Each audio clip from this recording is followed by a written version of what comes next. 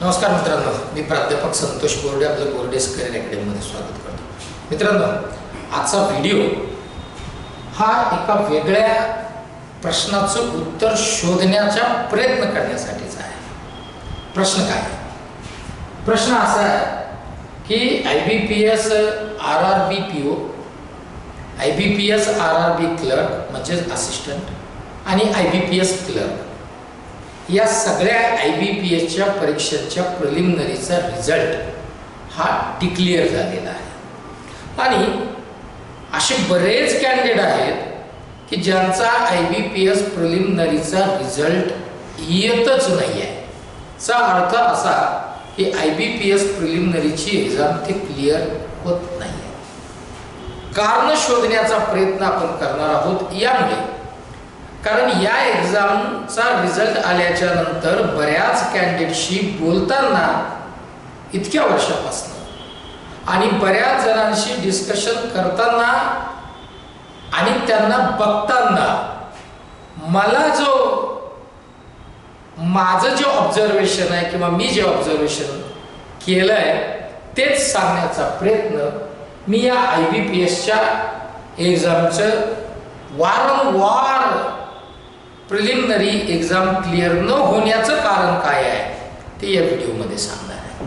मित्रांनो, हा व्हिडिओ शेवटपर्यंत नीट बघा, ऐका. काही डाऊट्स असेल तर कमेंट बॉक्समध्ये कमेंट करायला विसरू नका. आणि हा व्हिडिओ करण्यामागचं कारण फक्त व्हिडिओ बघायचा, ऐकायचं, सोडून द्यायचं असं नाही आहे. तर हा बनवताना प्रत्येक बाबींचा विचार केलेला आहे. तुम्ही याला जर का फॉलो केलं तर पुढचे IBPS म्हणजे IBPS PO preliminary, IBPS SO preliminary, आपण मेन्स तर खूप नंतरचा विषय आहे. प्रिलिमिनरीच्या या एक्झाम्समध्ये तुम्हाला सक्सेस मिळाल्याशिवाय राहणार नाही, कारण कुठलीही एक्झाम ही काही शेवटची किंवा पहिली नसते. त्यामुळं हताश, निराश हे काय त्याच्यावरचं सोल्युशन नाही आहे. त्याच्यावर सोल्युशन मी सांगणार आहे. बोर्डेज करियर अकॅडमीच्या यूट्यूब चॅनलला जर पहिल्यांदा व्हिजिट करत असाल तर बोर्डेज करियर अकॅडमीचं यूट्यूब चॅनल सबस्क्राईब करायला विसरू नका. वेगवेगळे विषय घेऊन बोर्डेज करियर अकॅडमी प्रत्येक एक्झामच्या दृष्टीने तुमच्यापर्यंत पोहोचणार आहे. सबस्क्राईब करा, बेल आयकॉन प्रेस करा. मित्रांनो, IBPS प्रिलिमिनरीची एक्झाम पुन्हा एकदा क्लिअर झाली नाही. पुढे काय? हा प्रश्न बऱ्याच कॅन्डिडेटच्या मनात असतो. त्याचंच उत्तर देण्याचा प्रयत्न मी करणार आहे. बघूया.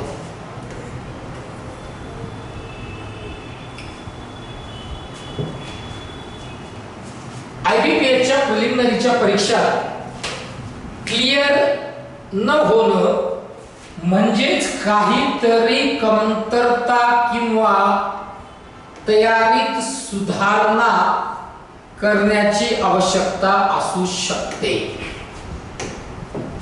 यासाठी काही मार्गदर्शन आणि सूचना बोर्डेज करियर अकॅडमी तुमच्या बरोबर किंवा तुम्हाला करणार आहे. काय आहे बघा, कारण हे असू शकत नाही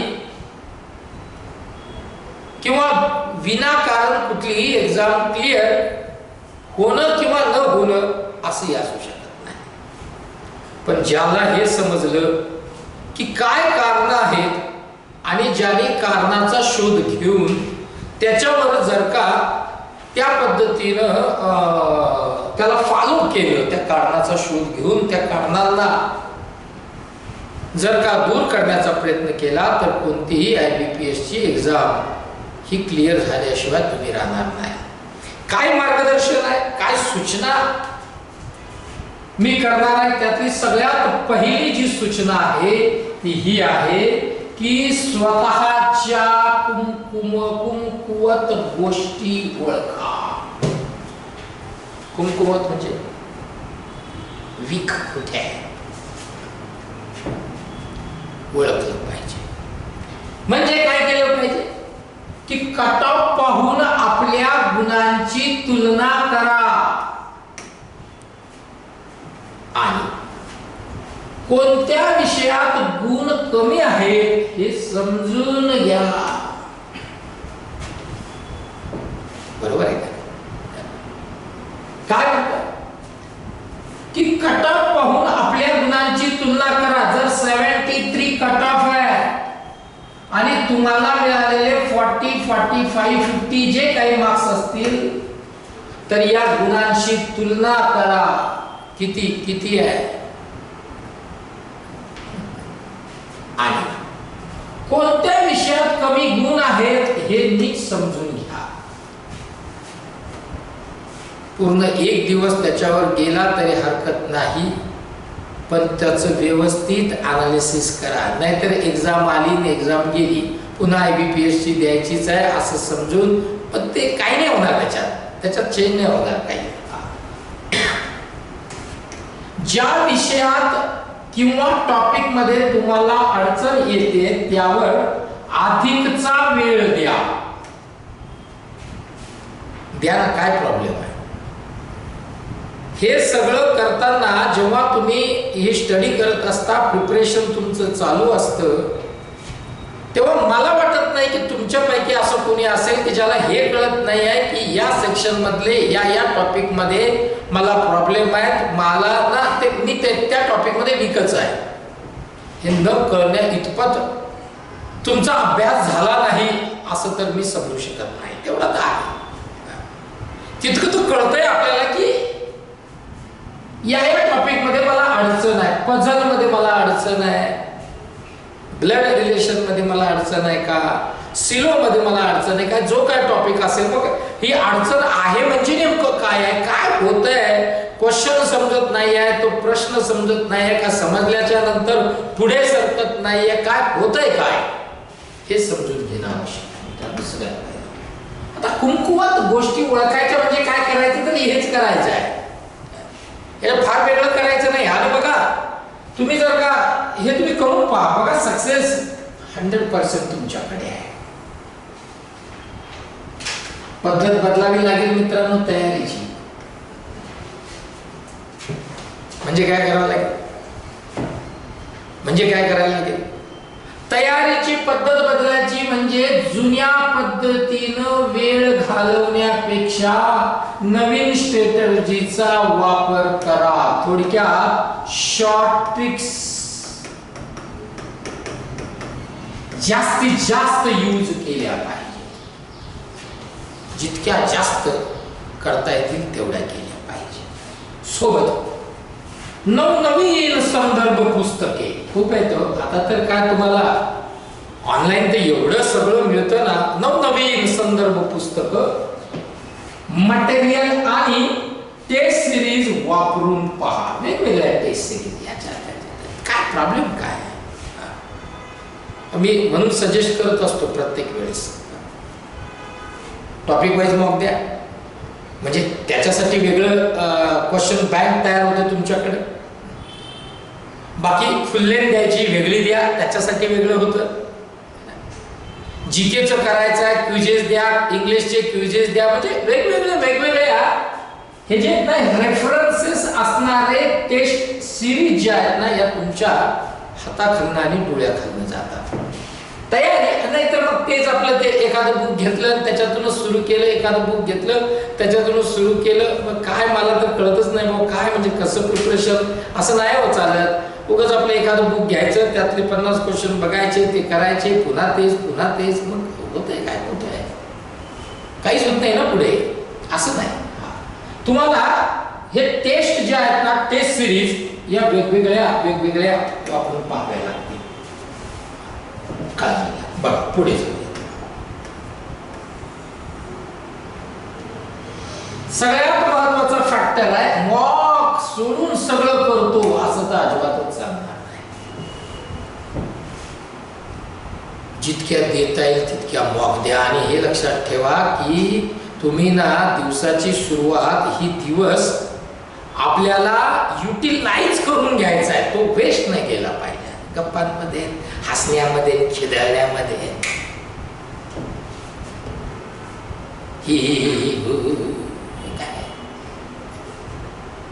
हे काय वय का तुमचं? नियमित मॉक मॉक टेस्ट द्या. नियमित म्हणजे काय? रेग्युलर म्हणजे काय? Monday to Sunday. म्हणजे काय? 1 तारीख ते 30 तारीख. म्हणजे काय? की पहिल्या दिवसापासून ते 90 दिवसापर्यंत. याला नियमित म्हणतात, रेग्युलर म्हणतात. आज तिकडेच गेलो, उद्या इकडेच गेलो, तिकडेच गेलो. जरूर जा. आमचं म्हणणं नाहीच आहे की तुम्ही जाऊ नका. आमचं म्हणणं आहे जरूर जा, पण आपलं जे ठरलेलं आहे, जो टाइम टेबल आहे तो आधी बघा, तो पूर्ण करा आणि मग तुम्ही सगळं करू शकता. करू नाही असं तर अजिबातच नाही ना, बिलकुल करा. पण नियमित मॉक टेस्ट द्या आणि त्या टेस्टचा अभ्यास करा. म्हणजे काय? अनालिसिस करा.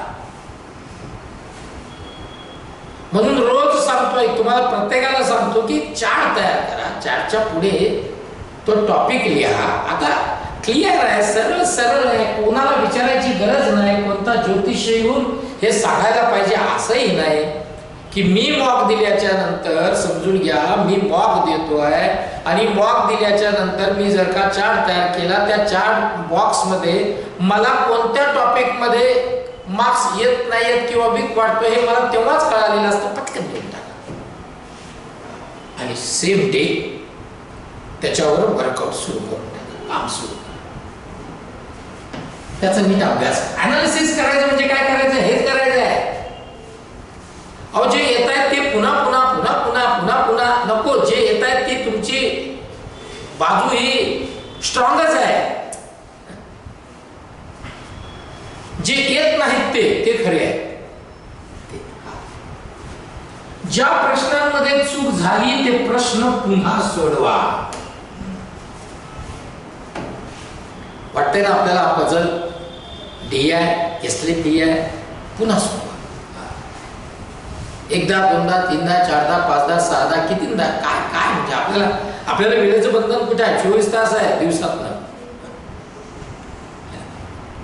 पुन्हा पुन्हा पुन्हा पुन्हा पुन्हा ज्या प्रश्नांमध्ये चूक झाली ते प्रश्न पुन्हा पुन्हा सोडवा. वेळेचे नियोजन सुधारण्यासाठी मॉक टेस्टच्या आधारे वेळ किती लावला जातो हे बघा. म्हणून मॉक टेस्ट देणं आवश्यक आहे. काय वेळेचे नियोजन सुधारण्यासाठी मॉक टेस्टच्या आधारे वेळ किती लावला जातो किंवा लागतो ते पहा. म्हणजे कसं बघायचं? मान लीजिए कि टेस्ट ऑफ रीजनिंग है, 20 मिनिट आहे, 20 मिनिट आहे. 20 मिनिटात तुम्हाला हे 35 क्वेश्चन सॉल्व्ह करायचे. मॉक सुरू झाली. 20 मिनिटात तुमचे जर का या टेस्ट ऑफ रीजनिंगचे फक्त एखादाच पझल बसतोय किंवा बाकीचे सॉल्व्हच होत नाही आहे किंवा बाकीचे 3-4 सॉल्व्ह होत आहेत, पझल एकही बसत नाही, तर याचा अर्थ आहे तुम्हाला नियोजन करावं लागेल, प्लॅनिंग करावं लागेल सिलेक्शनचं, क्वेश्चनचं. बघा ना, एकदा करून बघा. पझलला स्किप करा, दुसरे क्वेश्चन घ्या. आपल्याला मॉक द्यायचे कशासाठी? आपल्याला ते एक्सपेरिमेंट करायचे आहे. हे सुधारायचं म्हणजे काय करायचं? काहीतरी करावं लागेल ना एक्सपेरिमेंट, तर कळेल ना काय होतंय नेमकं. पझल्स घ्या, ते किती होतात ते बघा, मग राहतात किती ते बघा, बाकीचे क्वेश्चन ते घ्या. पझल नाही घेतलं तर काय होतं ते बघा. म्हणजे ना किती वेळ लागतोय आपल्याला हे बघितलं पाहिजे या 20 मिनिटांमध्ये. आणि 20 मिनिटांमध्ये होतात किती आपल्याकडे. वाटलं ना या सेटिंग अरेंजमेंट मध्ये प्रॉब्लेम आहे, लगेच सेक्शनल मॉक. तुम्हाला वेळ आहे ना, हे सुधारणं म्हणजे काय ते तुम्हाला या पद्धतीनं ते सुधारावं लागेल. मॉक टेस्टचा सराव अतिशय महत्वाचा आहे. नहीं तो फिर चुप जा रहा उधर से बुक ले रहा, सॉल्व कर रहा, जा रहा बुक ले रहा, काहीतरी नाही आहे टाइमपास पाहिजे म्हणून घेतलं लिव्हशनचं वाचतोय. अरे काय प्लॅनिंग नाही, काय असं थोडी चालतं कुठे, असं नाही. प्लॅनिंग पाहिजे. टाइम मॅनेजमेंटवर लक्ष द्या. हे राजा, टाइम मॅनेजमेंटवर लक्ष द्या. प्रत्येक सेकंद महत्वाचा आहे. क्या मिनिट नाही, प्रत्येक सेकंद महत्वाचा आहे. त्यामुळे कमी वेळात जास्त प्रश्न सोडवण्यासाठी वेग वाढवा. स्पीड बढ़ानी पडेगी आपको. स्पीड वाढवा, कारण एक सेकंद महत्वाचा आहे. कमी वेळेत जास्त प्रश्न तुम्हाला सोडवायचे, स्पीड वाढवावी लागेल. नाही तर मग रोज जर का तुम्ही त्या 25-25, 30-30 मॉक झाल्यानंतर ही जर 8-9, 8-9, 8-9, 10-12 है ना, 15-18, 15-18 इथंच आहे, मग तुम्ही काय अनालिसिस करता? नाही, अनालिसिस करता म्हणजे काय करता ते सांगा ना. और पढ़ाई करने वालों को पढ़ाई करने वाला जो होता है ना, वो कहीं पर भी करता है. नहीं करने वाला किधर भी नहीं करता है. आपको समझ में आ रहा है? वेग वाढवावा लागेल. क्वांटिटेटिव्ह ऍप्टिट्यूड, रिझनिंग आणि इंग्लिश साठी स्वतंत्र वेळ ठरवा. आता मॉक मध्ये तुमचं ठरवलंच आहे, त्यानुसार प्रॅक्टिस करा. स्वतंत्र वेळ ठरवा म्हणजे काय? फुल length mock, topic wise mock, sectional mock च्या व्यतिरिक्त एक टाइम टेबल तयार करा. रिझनिंगला इतका वेळ, ऍप्टिट्यूडला इतका वेळ, इंग्लिश का इतका वेळ. आता याच्यात काय करायचं? बिग टॉपिक तुम्ही केलं त्याचा अभ्यास, त्याचं प्लॅनिंग करा आणि प्रॅक्टिस करा. टॉपिक वाइज तयारी बघा. मी तर रोज सांगतोय, टॉपिक वाइज तयारी. पझल्स, रिझनिंग मध्ये सिटिंग अरेंजमेंट, सिलॉजिझम यावर अधिक फोकस करा. करा ना. काय प्रॉब्लेम आहे? 5-5 पझल लावायला काय तुम्हाला प्रॉब्लेम? काय आपल्याला काय? आपण कुठं काम करतो का, जॉब करतो, काय करतो काय? झोपेतनं जर 5 वाजता उठलं, रात्री संध्याकाळी जर का 6 वाजेपर्यंत जर का केलं तर 5 ते 6 म्हणजे तब्बल 12 तास झाले. म्हणजे काय होणार नाही या 12 तासात? सगळं होतं. झोपेतून जर उठणार तुम्ही जर 8-9 वाजता असाल, का असेल ना त्याला टाइम मॅनेज का असेल? आणि 5 वाजले जर तुम्हाला ती नोटबुक बंद करायची किंवा ते बुक बंद करायची जर का तुम्हाला सवय लागली असेल तर कसं काय? कसं नाही. पझल, सिटिंग अरेंजमेंट, सिलॉजिझम यावर अधिक फोकस करा. आणि आता एवढ्या एक्झाम तुमच्या झाल्या, एवढ्या प्रिलिमिनरी तुम्ही डिस्क्वालिफाय होत आहेत, क्वालिफाय होत नाही आहे, प्रिलिमिनरी क्लिअर होत नाही आहे. एवढ्या प्रिलिम दिल्यानंतर, एवढ्या मॉक दिल्यानंतर एवढंच लक्षात आलंय, एवढे युट्यूब चॅनल्स आहेत, एवढं सोशल मीडियावर प्रत्येक जण अनालिसिस करताय, प्रत्येक जण त्या काय म्हणतात त्याला, त्या म्हणजे ती जी एक्झाम असते ती शिफ्ट असते त्याच्याबद्दल सांगत असते की रिजनिंग मध्ये या क्वांट में ये टॉपिक आहे, इंग्लिश में ये टॉपिक आहे, इतने क्वेश्चन इतने इसके पूछे, इतने क्वेश्चन उसके पूछे. मागच्या 6 वर्षात 8 वर्षापासूनचे सगळे शिफ्ट निहाय अनालिसिस बघा आहे. याच्या व्यतिरिक्त कोणते क्वेश्चन अजूनही जर कळत नसते मग कळतंय काय? एवढ्या एक्झाम देऊन जर का कळत नाही की यार याच्याशिवाय काहीच येत नाहीये ना, फोकस करा. क्वांट मॅथ्स मध्ये DI सिम्प्लिफिकेशन, क्वाड्रॅटिक इक्वेशन, हे का मी सांगतोय माहितीये का? हे टॉपिकच का निवडले? हे 100% मार्क देतात.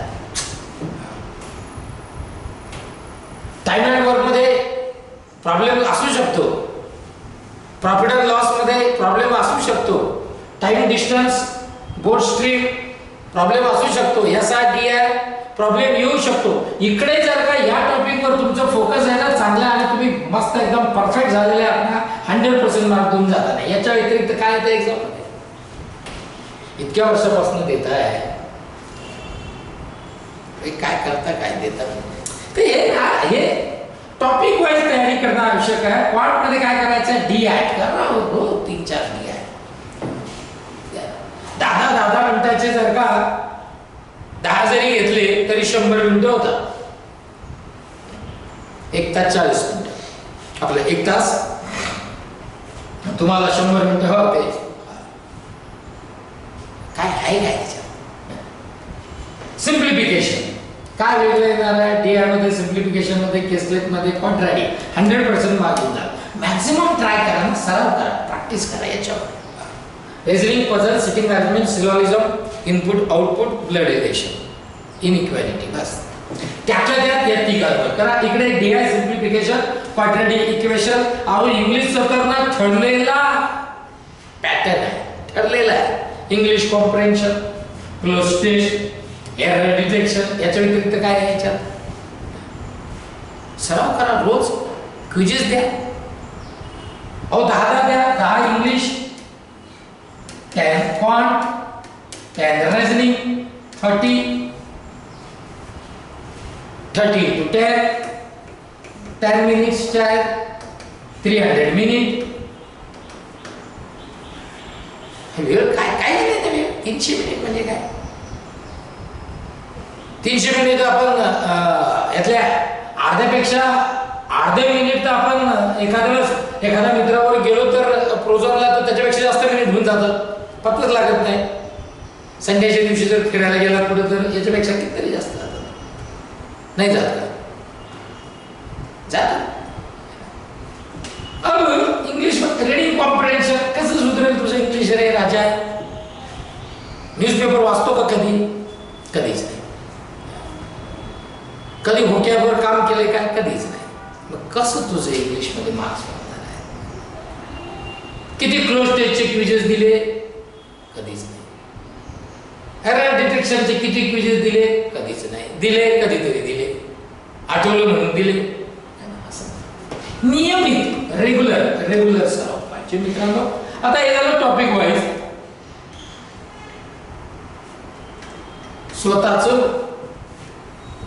स्वतःचा टाइम टेबल तयार करा.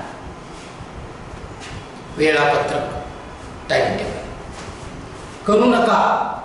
कमीत कमी इथं कमीत कमी आहे 7 आवर्स, 7 तास. पण हे 7 तास कसे असतात माहिती आहे का? 12 वाजता बसलाय, डायरेक्ट 7 वाजता जागेवर उठलाय, त्याला 7 तास लागतात.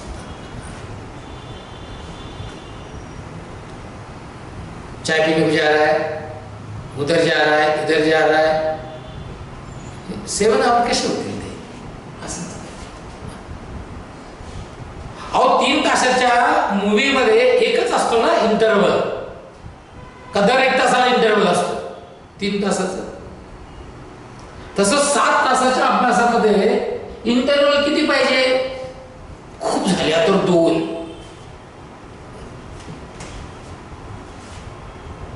कदर अर्धा तास झाला की निघले, अर्धा तास झाला की निघले, 1 घंटा झाला निघले. असं कसं? असं नियमित कंटिन्यू 6 ते 7 कमीत कमी. मिनिमम आहे, मॅक्झिमम मग दिवस कमी आहे, कमी पडेल इतकं करावं लागेल. मॅक्झिमम करा ना. काय विषयानुसार आणि टॉपिक नुसार दिवसभरात कोणकोणते विषय हाताळायचे याचं प्लॅनिंग करा. स्वतःचं टाइम टेबल जे आहे ना त्याच्यामध्ये सब्जेक्ट निहाय कोणते टॉपिक दिवसभरात कोणते विषय आणि मग आपल्याला करायचे आहे याचं प्लॅनिंग करा. मी ऑलरेडी करून दिलंय, पण ते काय 1 दिवस करताय, 2 दिवस गायब होतं, 1 दिवस करताय पुन्हा करतच नाही. कसं काय व्हायचं ते? मी सांगितलं 1 दिवस क्वांट रिजनिंग घ्या, दुसऱ्या दिवशी इंग्लिश जीके घ्या. टाइम टेबल हेच करायचं, हेच सांगितलेलं आहे इथं की दिवसभरात कोणकोणते विषय आपल्याला बघायचे त्याचं एक छानसं प्लॅनिंग केलं पाहिजे. Time table. सध्याच्या पिढीचं काय माहितीये का? अहो मला 25 वर्ष झाले, मी खूप स्टुडंट पाहिले, मला चेंजेस दिसतोय स्टुडंट्समध्ये, पिढ्यांमध्ये. खूपच मोटिवेट आहेत सध्याचे, पण त्याच्यापेक्षा जास्त ते काय आहे? हताश आहे. मोटिवेट ते एवढे आहे की ज्याची हद्दच नाही आहे, कुठं म्हणजे त्याला लिमिटच नाही, इतके मोटिवेट आहे. म्हणजे मोटिवेट व्हायचं, ठेवायचं आणि काय व्हायचं, निराश व्हायचं. असं चालत असते कुठं. मोटिवेट ठेवून निराश होऊ नका. पूर्वी ना मोटिवेट नसायचे, मोटिवेट करावं लागायचं. आता ते ऑलरेडीच मोटिवेट असतात, पण निराश असतात.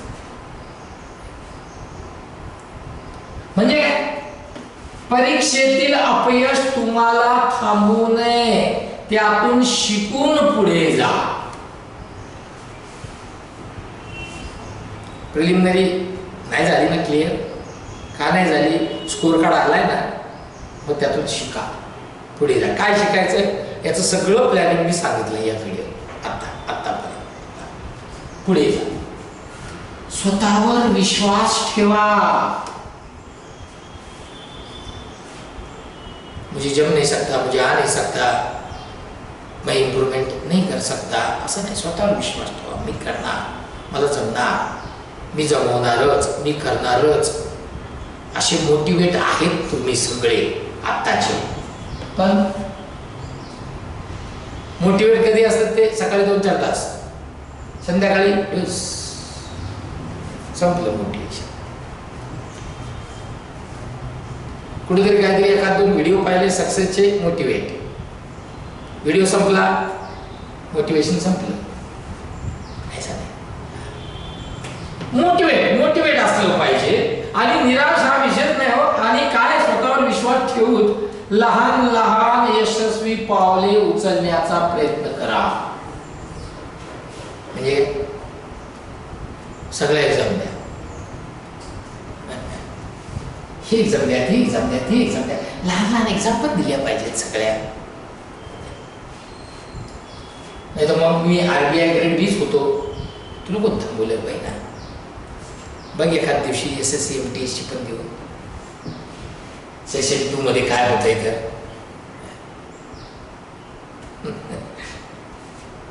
की सेशन 2 मध्ये काय होतंय, RBI ग्रेड बी द्यायचे तुला, नक्की दे, आमच्या शुभेच्छा आहेत तुला.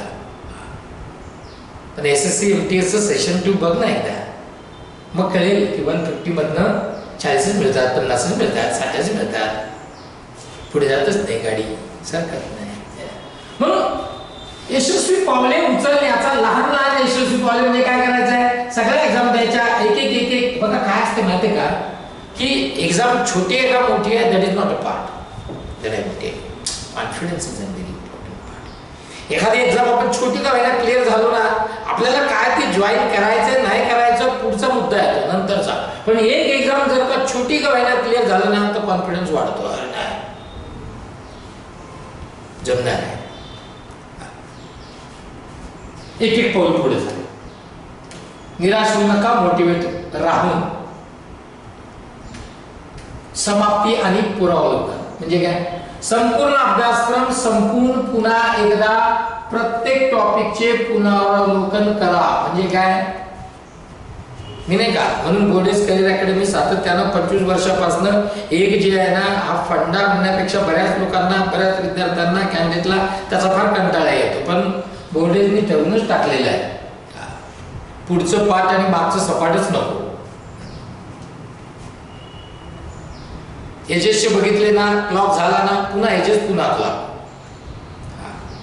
म्हणजे काय की पुन्हा एकदा प्रत्येक टॉपिकचं पुनरावलोकन करा. म्हणजे काय, आता पुनरावलोकन करा म्हणजे होते लगेच उद्यापासून नुसतंच पुनरावलोकन करत बसू नको. आणि थोडं जरा विचारून कर, आम्हाला थोडंसं घे ना. म्हणजे माझं म्हणणं आहे, जे कोणी तज्ञ असतील ना, त्यांचं गायडन्स घ्या. मनानच काही नका करू. कुठलं तरी पुस्तक काढायचं, घेतलं, वाचायला चाललं सुरू. म्हणजे काय, हे काय, एक महिन्यातून एकदाच घेतलं, पुन्हा दुसऱ्या महिन्यातच बघितलं, लिव्हसाठी.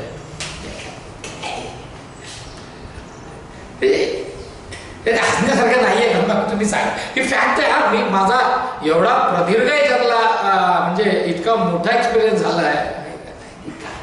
काय करतोय आपण, पुन्हा पुन्हा मागील वर्षाच्या प्रश्नपत्रिकेचा नीट अभ्यास करा आणि त्यातून नवीन प्रश्नांचा अंदाज घ्या. जितके जास्त करता येईल PYQs नीट अभ्यास करा त्याचा आणि अंदाज घ्या ना.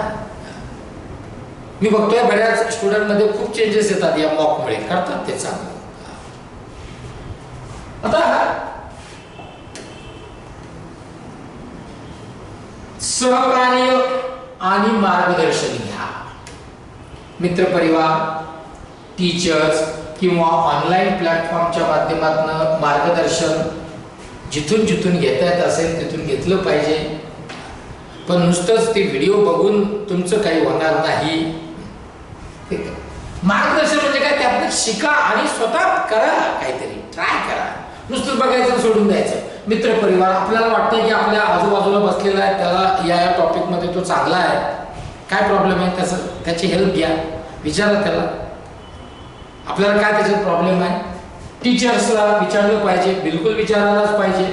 वेगवेगळ्या माध्यमातून मार्गदर्शन घेण्याचा प्रयत्न मित्रांनो केला पाहिजे. योग्य अभ्यासक्रम, चांगली मॉक टेस्ट सिरीज आणि अपडेटेड मटेरियल वापरा. आउटडेटेड नाही, अपडेटेड, आउटडेटेड नाही. खूप आहे ना ऑनलाईन ते किती अवेलेबल आहे. चांगली मॉक टेस्ट सिरीज फ्रीवाली ठेवली पाहिजे, एक हातचं म्हणून. का फ्रीवरच दणका,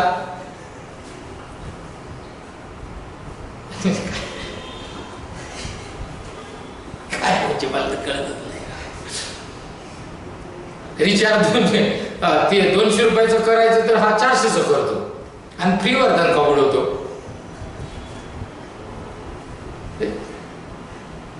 काय म्हणजे हे चांगली मॉक टेस्ट निवडा ना. मॉक टेस्ट सिरीज आपली छान अशी निवडली पाहिजे, मटेरियल अपडेटेड वापरलं पाहिजे, काळजी घ्या.